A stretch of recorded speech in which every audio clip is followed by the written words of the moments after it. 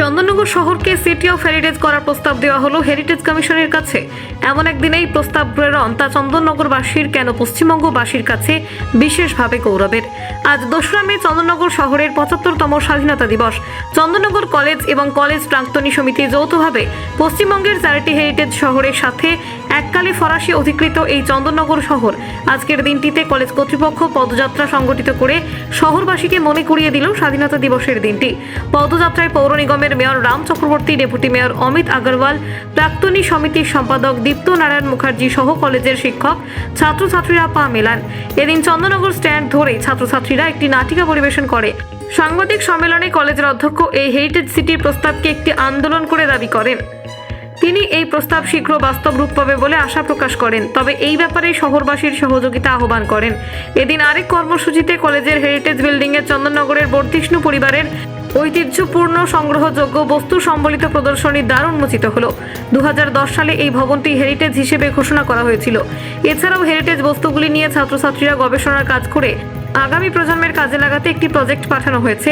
শহরের স্বাধীনতা দিবসকে সম্মান জানাতে এই ধরনের উদ্যোগে শহরবাসী কলেজের কাছে উপকৃত, তা সহজেই অনুমেয়।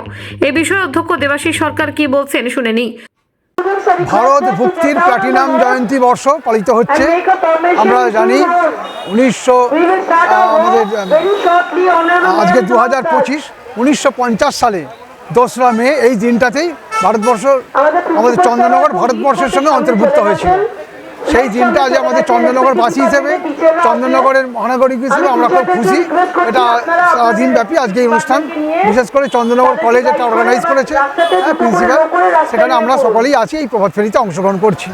ধন্যবাদ। ভারতবর্ষের স্বাধীনতা, চন্দননগরের স্বাধীনতার তফাৎ কি? ভারতবর্ষের স্বাধীনতা 1947 সালের 15ই আগস্ট, আর চন্দননগরের স্বাধীনতা 1950 সালের 2রা মে। এটা কি আমরা করি, এটা সেই জায়গায় তখনও কর্পোরেশনের ভূমিকা আছে। সেই 1956 সাল থেকে আমাদের কর্পোরেশনের রেকর্ডটা আছে। তার আগেও যারা ছিলেন তারা স্বাধীনভাবে দায়িত্বপ্রাপ্ত হয়ে ফরাসিতে তারা চন্দননগরের মেয়র হিসেবে তারা ছিলেন। তো আমরা খুব খুশি যে আমাদের চন্দননগরের 1956 সালের নরেন্দ্র তখন প্রথম মেয়র হন। এখন বর্তমানে আমি দায়িত্বে আছি। আমরা সবাই খুশি এই জায়গাটাতে যে চন্দননগর স্বাধীন ভারতবর্ষ তারা তাদের মতো করে এগিয়ে চলেছে।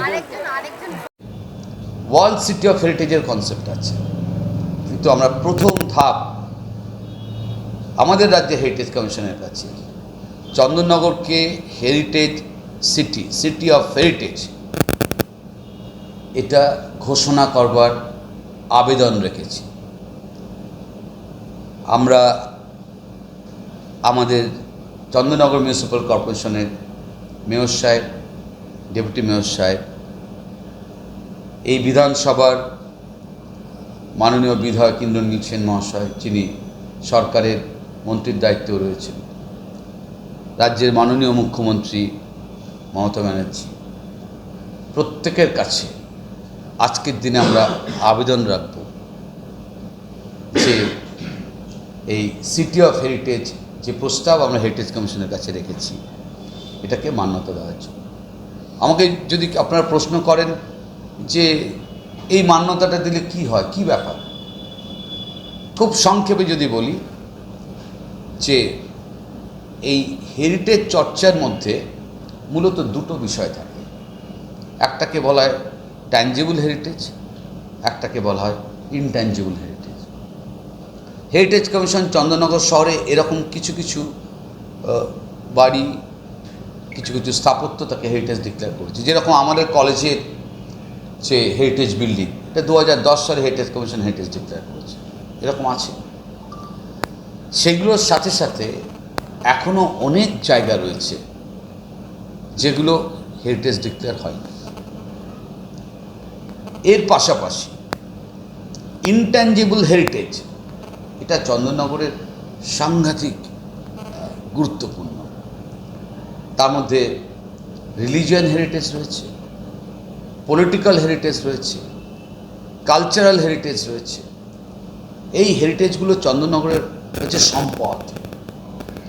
এগুলো নিছক 75 নয়, 100, 150, 200 বছর ধরে এর ইতিহাস, এবং সময়ের সাথে সাথে এগুলো হারিয়ে যাচ্ছে।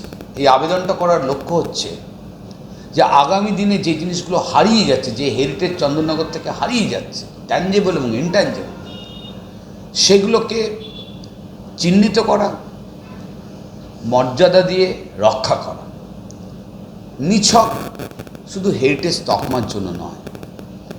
এই হেরিটেজ চর্চা যদি চন্দননগরের ঠিক মতন হয়, সরকার যদি এই শহরকে হেরিটেজ সিটি ডিক্লেয়ার করেন, সরকার নয়, পশ্চিমবঙ্গ হেরিটেজ কমিশন যদি এটা হেরিটেজ সিটি ডিক্লেয়ার করে, তাহলে এই হেরিটেজকে কেন্দ্র করে যে ট্যুরিজম, এটাকে জোর দিতে চাইছে। উপেন্দ্রনাথ কল্লার রিপোর্ট, জজবাত 24 বাংলা, চন্দননগর, হুগলি।